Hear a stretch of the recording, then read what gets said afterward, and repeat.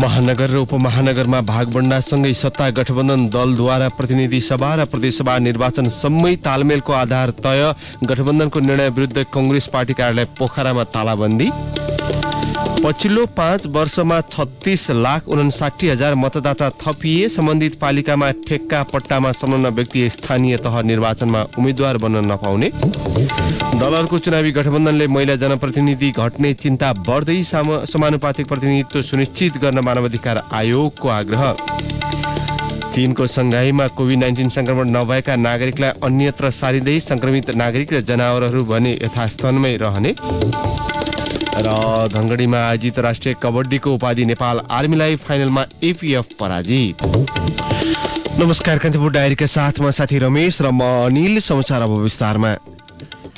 5 दलीय सत्ता गठबन्धनले महानगर उपमहानगर प्रमुख र उपप्रमुखको उम्मेदवारी बाँडफाँड टुङ्गो लगाउँदै प्रतिनिधि सभा र प्रदेशसभा निर्वाचन समेत तालमेललाई निरन्तरता दिने बलियो आधार बनाएको छ। कांग्रेस नेता कार्यकर्ताको व्यापक असन्तुष्टि बीच पार्टी सभापति तथा प्रधानमन्त्री शेरबहादुर देउवा आफ्नो राम्रो जनाधार रहेको क्षेत्र समेत अन्य दललाई दिन तयार हुँदा महानगर उपमहानगरमा सहमति जुटेको हो। निष्कर्षमा पुग्न भने गठबन्धनले निरन्तर 4 दिन कसरत गर्नु परेको थियो। गठबन्धनको सहमति अनुसार आसन्न स्थानीय तह निर्वाचनमा 6 महानगरपालिका मध्ये 3 र 11 उपमहानगरपालिका मध्ये 7 वटामा कांग्रेसले प्रमुखमा उम्मेदवारी दिनेछ, जसलाई गठबन्धनका अन्य दलले सघाउनेछन्। कांग्रेसको महानगरमा 50 र उपमहानगरमा 63% हिस्सा परेको हो। बाँकी महानगरमध्ये माओवादी, एकीकृत समाजवादी र जनता समाजवादी पार्टीले एक वटामा प्रमुखका लागि उम्मेद्वार उठाउनेछन्।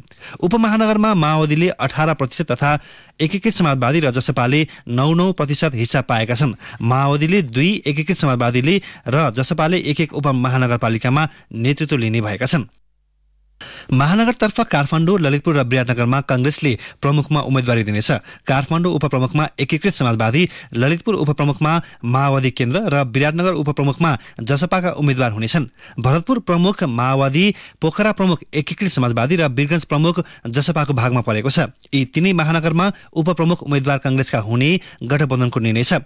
कांग्रेसले धरान, इटहरी, कलैया, बुटवल, तुलसीपुर, नेपालगञ्ज र धनगढी उपमहानगरमा नेतृत्व लिने भएको छ। तीमध्ये कलैया र धनगढी कांग्रेसले गत चुनावमा जितेको थियो। धरान प्रमुखमा उपनिर्वाचनमा जितेको हो। बाँकी 4 मध्ये नेपालगञ्जमा राप्रपा र अन्यमा एमाले जितेका थिए। अघिल्लो चुनावमा 1 उपमहानगर र नजितेकोमा माओवादीले यसपटक जितपुर सिमारा र घोराई नगरपालिकामा नेतृत्व पाएको छ। टुटफुटबाट गुज्रिएको छोटो समयमै स्थानीय चुनावमा जानु परेकाले माओवादी, एकीकृत समाजवादी र जसपालाई गठबन्धन गर्नुपर्ने बाध्यता बनेको थियो। कांग्रेसका एक नेताले भने प्रधानमन्त्री देउवाको मुख्य राजनीतिक लक्ष्य संघको निर्वाचनसम्म गठबन्धन गरेर सत्ता प्राप्त गर्ने भन्ने छ।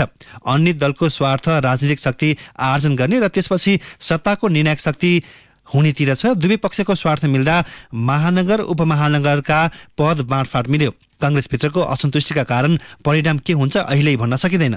नेताहरू रामचन्द्र पौडेल, कृष्णप्रसाद चिटौला, प्रकाशमान सिंह जस्ता नेताहरूको सहयोगका कारण आफ्नै स्थानीय नेता कार्यकर्ताको तीव्र दबावका बावजुद पनि देउवा चुनावी तालमेलमा डगमगाउनु भएन। तर स्थानीय तह निर्वाचनका लागि गरिएको तालमेललाई कांग्रेस नेता शेखर कोइराला र उहाँको समूहले मन पराएको छैन। कोइरालाले गठबन्धनको निर्णय कानुन हुनेमा आशंका जनाउनु भएको छ। सहमति जुटाउन वार्तामा सहभागी माओवादी नेताका वर्षमान पुनले एमालेतिर लक्ष्य गर्दै यसपालि केन्द्रमा गरिएको सहमति पूर्ण रूपमा कानुन हुने दावी गर्नुभयो।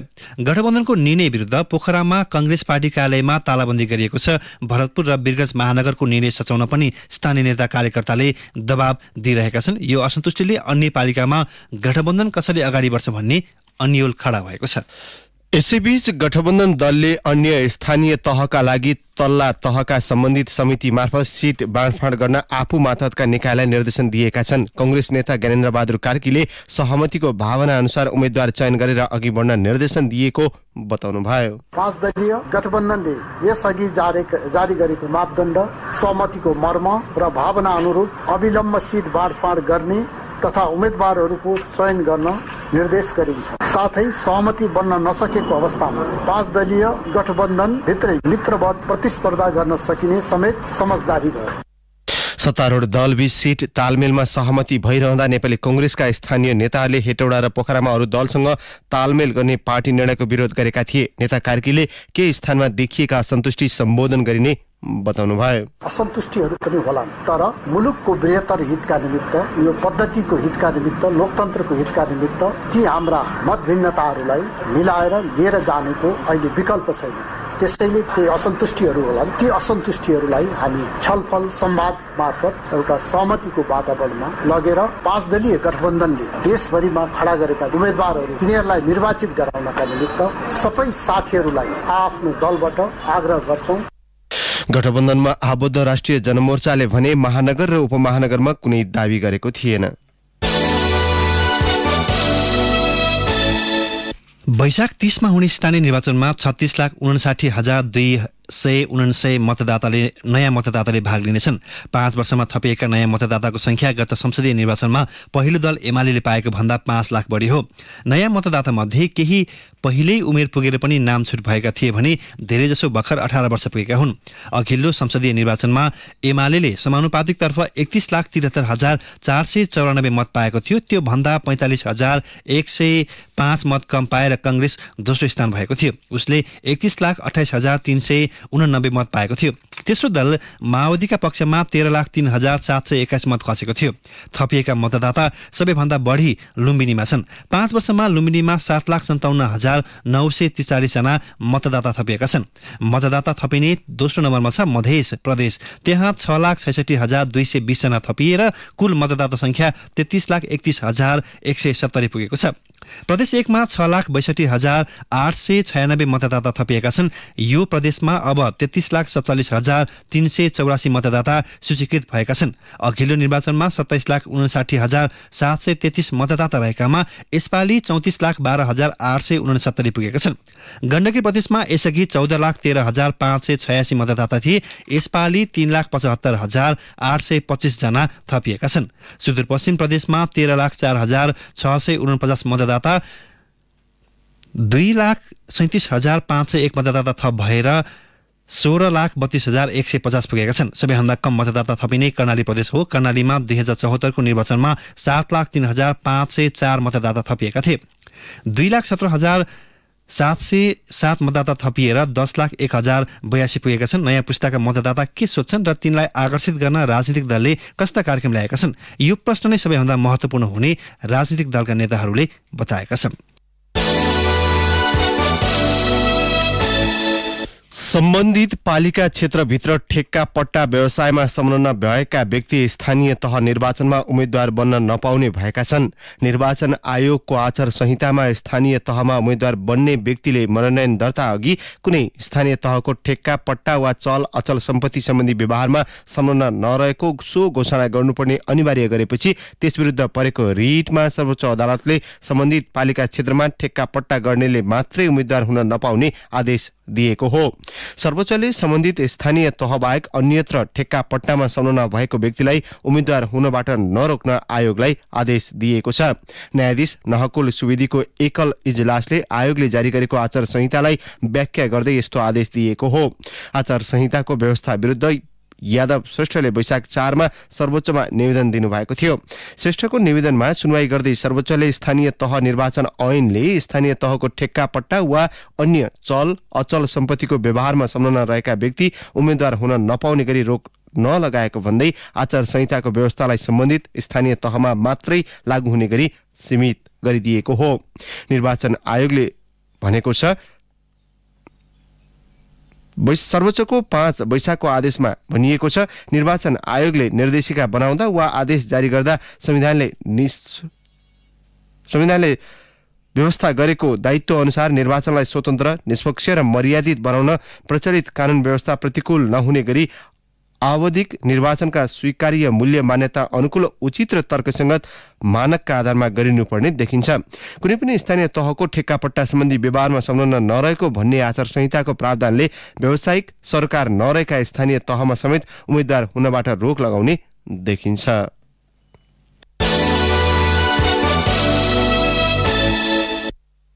युक्रेनमाथि रुसले गरेको आक्रमणको विरोधमा जनमत तयार गर्न 5 सदस्यीय अमेरिकी टोली संसदीय टोली भोलि काठमाडौँ आउँदैछ। सो टोलीका एक सदस्य मार्क केली अमेरिकाको माथिल्लो सदन सिनेटका सदस्य मात्र नभएर नासाका पूर्व अन्तरिक्ष यात्री समेत हुन्।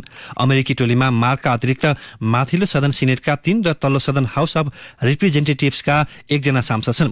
एरिजोना राज्यबाट सिनेटमा प्रतिनिधित्व गर्ने मार्कका जुम्लेहा भाइ स्कट पनि अन्तरिक्ष यात्री हुन्। 6 मिनेटको अन्तरमा जन्मेका मार्क र स्कट अन्तरिक्षमा पुग्ने एक मात्रै सहोदर दाजुभाइ हुन्।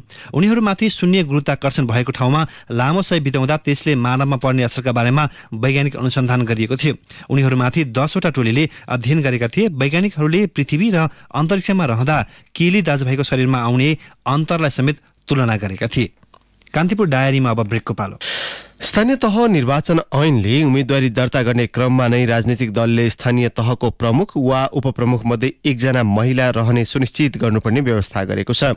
2074 सालमा 3 चरणमा सम्पन्न स्थानीय तहको निर्वाचनबाट देशभरमा गरी झण्डै 41% बढी महिला निर्वाचित भएका थिए। तर आगामी निर्वाचनका लागि दलहरूले तालमेल र गठबन्धन गरेर अघि बढ्दा महिला जनप्रतिनिधिको संख्या घट्न सक्ने देखिएको छ। दाङमा महिला नेताहरूले पनि यस्तै खालको चिन्ता व्यक्त गरेका छन्। गठबन्धनमा आबद्ध दलले उम्मेदवारको भागबण्डा गर्दा प्रमुख र उपप्रमुख बेग्ला बेग्लै दलको भागमा पर्ने र त्यसमा पनि प्रमुख र उपप्रमुख मध्ये एउटा पदमा मात्रै उम्मेदवारी दिँदा उनीहरूको रोजाइमा पुरुष नै पर्ने गरेको दृष्टान्त यस अघिकै निर्वाचनले देखाएको छ। दाङ बबई गाउँपालिका वडा नम्बर 3 की वडाध्यक्ष की आकांक्षी दीपा केसी गठबन्धनको चेपुवामा महिला पर्ने खतरा देख्छिन्। म वडा नम्बर 3 को वडा अध्यक्षको दावेदार हो, तर मेरो नाम टिपिएको छैन है। त्यहाँ हेर्नुहोला, त्यो वडाबाट 8 जना पुरुषको नाम टिपिँदै गर्दा तिमी उपाध्यक्षमा जाने हो, तिमी वडामा बस्ने हैन भनेर मेरो नाम टिपिएको छैन। गाउँपालिका स्तरको उम्मेदवारलाई गाउँपालिकाले नै सिफारिस गर्ने भनिएको थियो। त्यो सिफारिसमा हामीलाई सहभागी गराइएन, खबरै भएको छैन। संविधानमा बाध्यकारी रूपमा समावेश महिला आरक्षण कार्यान्वयनमा राजनीतिक दलहरू उदार बन्न नसक्दा भइरहेकै महिला प्रतिनिधिको सहभागिता जोखिममा परेको माओवादी केन्द्र दाङकी प्रतिमा चौधरी बताउँछिन्। जुन बाध्यात्मक कानून बन्यो जसले गर्दाखेरि यो समाजमा राजनैतिक दलहरूमा चाहिँ यो निर्णय चाहिँ लागू गर्न चाहिँ सहज भयो। पालिकाहरूमा चाहिँ एक जना महिला अध्यक्ष चाहिँ हुनुपर्ने भनेर सर्कुलर आयो, तर फेरि पनि त्यो सर्कुलर चाहिँ कागजी रूपमा मात्रै सीमित होला जस्तो हामीले देखिराखेका छौँ। स्थानीय निकायको नेतृत्व तहमा रहेका महिलाले विगत 5 वर्षमा आफूलाई सक्षम र अब्बल प्रमाणित गरिसक्दा पनि उनीहरूको क्षमतालाई अवमूल्यन गर्ने र महिलालाई सशक्त बनाउनुको साटो आर्थिक रूपमा कमजोर देखाएर पनि प्रमुख पदबाट पछि हट्न बाध्य गराउने गरेको दाङ दङ्गी शरण गाउँपालिका वडा नम्बर 6 मा वडाध्यक्षकी आकांक्षी सीतारा नेपालीले बताइन्। उहाँहरूसँग पैसा छैन लड्ने भन्नुहुन्छ उहाँहरूले, अनि पैसाले राजनीति गर्ने हो? अनि गरिब मान्छेले कहिले राजनीति गर्ने? त्यहाँनिर वडा अध्यक्ष लडेपछि यति लाख भनिदिनुहुन्छ, अनि के गर्ने? हामीले त्यो पैसाले लड्ने हो? जनताको मन जित्न सक्नु पर्यो नि त। चुनावमा परिणाम के हुन्छ अहिले नै भन्न सक्ने अवस्था छैन, तर महिलालाई थप भूमिका दिनु भन्दा पनि हाल भइरहेकै उपस्थितिलाई दलहरूले जोगाउन नसक्ने हो कि भन्ने आशंका छ। दाङ तुलसीपुर उपमहानगरमा मेयरकी आकांक्षी सुषमा गिरी नेतृत्व दिनु त परको कुरा, दलहरूले महिलालाई चुनावमा सहभागिता मात्रै गराउन खोज्ने अवस्था सृजना भएको तर्क गर्छिन्। फेरि पनि काहीँ न काहीँ महिलाको नेतृत्व त कहाँ गयो। अब फेरि महिलाका सहभागितामा पनि पहिलाको जस्तो उपस्थित हुन्छ कि हुँदैन भनेर त्यहाँनिर प्रश्न चिन्ह खडा भयो। यसअघि निर्वाचन आयोगले एक मात्रै उम्मेदवारी दिँदा महिला अनिवार्य हुनुपर्ने व्यवस्था गर्दै निर्देशिका जारी गरेको थियो, तर दलहरूको चर्को आलोचनापछि अनिवार्य भन्दा पनि प्राथमिकता दिनुपर्ने भनी सहज बनाइदिएको छ। यही छिद्रबाट दलहरूले महिला सहभागितालाई पाखा लगाउने प्रपञ्च गरेको देखिन्छ। तुलसीपुर उपमहानगरकै उपमेयरकी आकांक्षी बिन्दु खड्का गठबन्धनले महिला सहभागितालाई घटाउने पक्का देखिएकाले जुनसुकै पार्टीको भए पनि महिला सहभागिता सुनिश्चित हुनुपर्ने र संख्या नै किटान गर्न आवश्यक भएको तर्क गर्छिन्। अब संख्यामा महिलाहरूलाई पनि कहाँ कति ल्याउने भन्ने कुरा यो पनि एउटा छलफल गर्नुपर्छ के कुन पार्टीलाई कति दिने भन्ने त एउटा छलफल चाहिँ चलिराखेको छ हैन, तर गठबन्धन भित्र पनि महिलाहरूलाई चाहिँ कतिलाई सहभागी बनाउने कतिलाई दिने भन्ने कुराको पनि एउटा छलफल हुनुपर्छ। विक्रम सम्वत 2062-63 को राजनीतिक व्यवस्था परिवर्तन पश्चात राज्यका हरेक अंगमा महिला सुनिश्चिततामा सन्तोषजनक नभए पनि केही हदसम्म प्रगति भएकै छ। महिलालाई थप सशक्त बनाउनुको सट्टा आरक्षण र औपचारिकतामा मात्रै सीमित राख्न खोज्ने र नेतृत्वमा पुग्नबाट रोक्ने खालका गतिविधि दलहरूकै लागि पनि घातक छ। हरेक आन्दोलनका सहयात्री महिलालाई नेतृत्व र शक्तिमा आसीन गराउन दलहरूले गर्ने कन्जुस्याइलाई मतदाताले पनि गम्भीरतापूर्वक दृष्टि लगाएकै छन्। मतदाताले सोही बुझाइलाई मतपत्र मार्फत प्रस्फुटित गराउन मात्रै बाँकी छ। सहकर्मी केशु लामिछानेका साथमा इन्द्रलक्ष्मी घिमिरे, दाङ, घोराई। यसैबीच राष्ट्रिय मानवाधिकार आयोगले स्थानीय तह निर्वाचनमा महिलाको समानुपातिक प्रतिनिधित्व सुनिश्चित गर्न आग्रह गरेको छ। आयोगले विज्ञप्ति जारी गर्दै संवैधानिक व्यवस्था अनुसार समानुपातिक सहभागिताको अधिकार सुनिश्चित गर्नुपर्ने बताएको हो। यही वैशाख 30 गते हुने स्थानीय तहको निर्वाचनमा दलहरूले गठबन्धन बनाई उम्मेद्वार मनोनयन गर्ने तयारी गरेको प्रति आयोगले महिलाको समानुपातिक सहभागिताको विषयमा संशय प्रकट गरेको हो। आसन्न निर्वाचनको सन्दर्भलाई लिएर यतिखेर स्थानीय तहको पछिल्लो 5 वर्षीय कार्यकालबारे बहस भइरहेका छन्। गएको 5 वर्षको अवधिमा कर्मचारीबाट सञ्चालित पालिकाहरूलाई जनप्रतिनिधि मार्फत ल्याउने, कानुनी जटिलता फुकाउने तथा प्रदेश र संघसँग समन्वय गर्ने लगायतका विषयमा बढी केन्द्रित भएको जनप्रतिनिधिले आफै स्वीकार गरेका छन्। मतदाताले भने विकासमा आसेपासेलाई पोस्ने, साना योजना र कार्यक्रममा बजेट परिचालन गर्ने जस्ता कार्य गरेर दिगो विकासमा ध्यान नदिएको गुनासो गरेका छन्। गण्डकी प्रदेशका बागलुङ, पर्वत र स्याङ्जाका स्थानीय तहले विकासका नाममा बिना अध्ययन र जथाभावी टुक्रे बजेट छरेको आरोप लगाउनेको कमी छैन। पर्वतको कुस्मामा बस्ने केदार कर्मचार्य र स्याङ्जाको वालिङका लक्ष्मण बगाले आफ्नो स्थानीय तहको कामप्रति त्यति बिघ्न खुसी छैनन्। पहिलाको भन्दा त अलि पहिलाले सरकारले गर्दा भन्दा यो जनप्रतिनिधिले अलि राम्रो लाग्छ हामीलाई काम गरेको त विकास कम नै भइरहेको छ। अब बाटो, नालो, के अरे बिजुली, पानी पहिला भन्दा राम्रै जस्तो लाग्छ मलाई। समस्या धेरै छ।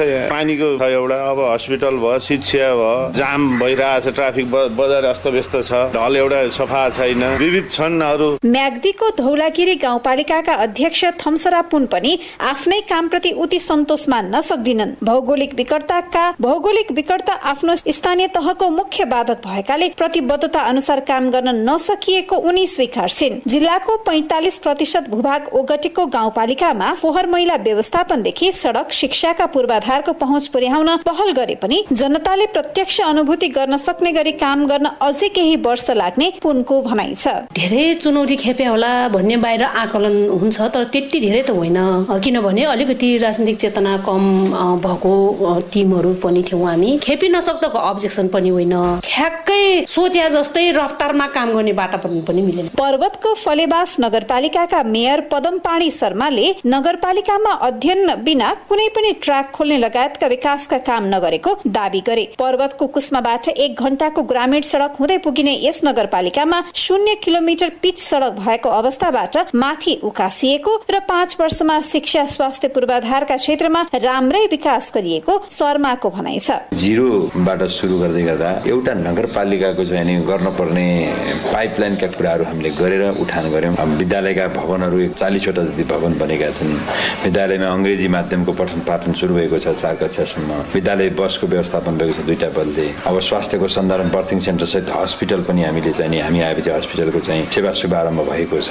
गण्डकी प्रदेशकै उत्कृष्ट भएर पुरस्कृत स्याङ्जाको वालिङ नगरपालिकाका उपमेयर कल्पना तिवारीले स्मार्ट सिटीको अवधारणा सहित सुरु गुरु योजना कार्यान्वयन तहमा रहेकाले गन्तव्य हासिल गर्न नसकेको बताइन्। केही पनि नभएको भन्दा पनि सुरुवात गर्न सकिएकोमा उनी सन्तोष गर्छिन्। अब निर्वाचित हुने जनप्रतिनिधिले राम्रा कार्यक्रमलाई निरन्तरता दिए नगरको विकास हुनेमा तिवारी आशावादी छिन्। 5 वर्ष कसरी गयो पाण्डेन जस्तै लागिरहेछ, तर के हो त भन्दा ती कुराहरू हामीले जुन संरचनागत चाहिँ सुरुवात गरेका छौँ, हामीसित सीमित पुँजी छ। त्यो पुँजी नै पर्याप्त नभएको कारणले गर्दा हाम्रा असीमित आयोजनाहरू हैन, नागरिकका असीमित आवश्यकताहरू, अब मेन गरेर बाटोहरू हामीले चाहिँ स्ट्यान्डर्ड बाटो बनाउन सकेका छैनौँ, पिच गर्न सकेका छैनौँ। लामो समय स्थानीय सरकार विहीन भएको अवस्थाले गर्दा पनि संविधान जारी भएपछिको पहिलो कार्यकाल स्थानीय जनप्रतिनिधिलाई कामको भ्यू पाउनै पनि मुस्किल भयो। त्यसमाथि अव्यवस्थित बसोबास, जथाभावी सडक खोल्ने जस्ता समस्या सबै सबैजसो पालिकामा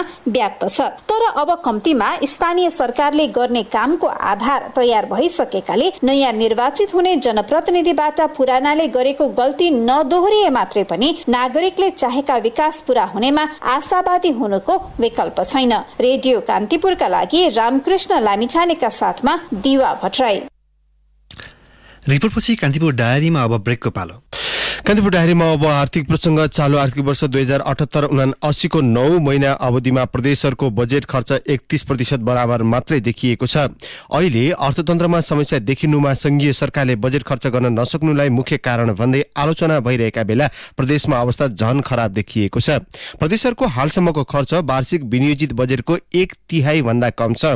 चालु आर्थिक वर्षका लागि कुल 2 खर्ब 64 अर्ब 91 करोड 20 लाख रुपियाँ बराबर बजेट विनियोजन गरेका प्रदेशहरूले चैत मसान्तसम्ममा 82 अर्ब 27 करोड 13 लाख रुपियाँ मात्रै खर्च गर्न सकेका छन्। महालेखा नियन्त्रक कार्यालयको तथ्याङ्क अनुसार प्रदेशमा चालुगत तर्फ 42 अर्ब 8 करोड 51 लाख, पुँजीगत तर्फ 39 अर्ब 18 करोड 62 लाख र वित्तीय व्यवस्थापन तर्फ 1 अर्ब रुपियाँ खर्च भएको छ, जुन चालु पुँजीगत र वित्तीय व्यवस्था शीर्षकमा छुट्याइएको कुल बजेटको क्रमशः 39, 26 र 38% बराबर हो।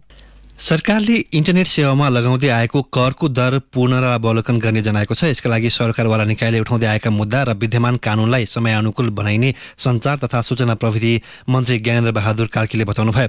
यसलाई लिएर आफूहरू आशावादी बनेको इन्टरनेट सेवा प्रदायकहरूको भनाइ छ। हिजो मन्त्री कार्कीले भन्नुभयो, वर्तमान सरकारले इन्टरनेटमा करको दर पुनरावलोकन गर्ने नीति लिएको छ। क्यान महासंघ लगायत निजी क्षेत्रले उठाएका मुद्दा तथा विगतको अनुभव, विगतमा तयार पारिएको नीति तथा समय अनुरूप बदलिँदो सोच अनुरूप यस क्षेत्रमा गुणात्मक विकास गर्ने नीति लिएको मन्त्री कार्कीले बताउनुभयो। इन्टरनेट सेवा प्रदायकहरूले कर असाध्यै महँगो भएको गुनासो गर्दै आएका छन्। इन्टरनेटलाई अत्यावश्यकीय सेवाको सूचीमा राखिए पनि सरकारले धेरै शीर्षकमा अनेक थरी कर असुल्दै आएको इन्टरनेट व्यवसायीहरूको भनाइ छ। अब अन्तर्राष्ट्रिय प्रसङ्ग। चीनको व्यापारिक शहर साङ्घाईमा कोरोना संक्रमण नियन्त्रणका लागि स्थानीयलाई अन्यत्र सारिने भएको छ। कोरोना संक्रमण नभएका सबैलाई साङ्घाईबाट 160 किलोमिटरको दूरीमा रहेको झेजियाङ प्रान्तमा क्वारेन्टिनमा राख्नका लागि स्थानीय कम्युनिस्ट पार्टीले हुर्दी जारी गरेको बीबीसीले जनाएको छ। कम्युनिस्ट पार्टीले जारी गरेको सूचनामा उनीहरूलाई 1 सातासम्मका लागि सो स्थानमा राखिनेछ। यद्यपि जनावर, बालबालिका, ज्येष्ठ नागरिक तथा अपाङ्गता भएका व्यक्तिहरू भने यथास्थानमा रहनेछन्। संक्रमण रिपोर्ट नेगेटिभ आएका व्यक्तिलाई स्थानान्तरण गरिनुको कारण भने उल्लेख गरिएको छैन। कोभिड विरुद्ध शून्य रणनीति अपनाएको चीनमा पछिल्लो समय मात्र संक्रमणका कारण 17 जनाको मृत्यु भएको छ। अब खेल प्रसङ्ग। धनगढीमा आयोजित मुख्यमन्त्री राष्ट्रिय पुरुष कबड्डी प्रतियोगिताको उपाधि नेपाल आर्मी क्लबले जितेको छ। फाइनलमा हिजो एपीएफ क्लबलाई 40-16 को अन्तरमा हराउँदै आर्मीले उपाधि जितेको हो। कैलाली जिल्ला कबड्डी संघद्वारा आयोजित प्रतियोगिताको उपाधिसँगै आर्मीले नगद 1,50,000 पुरस्कार पाएको छ। उपविजेता एपीएफले नगद 80,000मा चित्त बुझाएको छ। सेमी फाइनल पुगेका अन्य 2 टोली सुदूरपश्चिम प्रदेश र लुम्बिनी प्रदेशले तेस्रो स्थान प्राप्त गरेका छन्। दुवै टोलीले 40,000 रुपियाँ प्राप्त गरेका छन्। अब मौसम सम्बन्धी जानकारी। काठमाडौँ उपत्यका सहित पहाडी भूभागमा आज आंशिक बदली हुने जल तथा मौसम विज्ञान विभागले जनाएको छ। पहाडी भूभागका केही स्थानमा मेघ गर्जन सहित वर्षाको सम्भावना छ।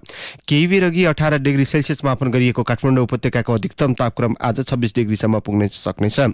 सूर्योदय बिहान 5:34 भयो भने सूर्यास्त भरे साँझ 6:32 हुनेछ। हवस्, नै प्रसङ्गसित कान्तिपुर डायरीको यो बुलेटिन अहिलेलाई यहीँ सकिन्छ। साथी रमेश र म अनिल बिदा माग्छौँ। नमस्कार।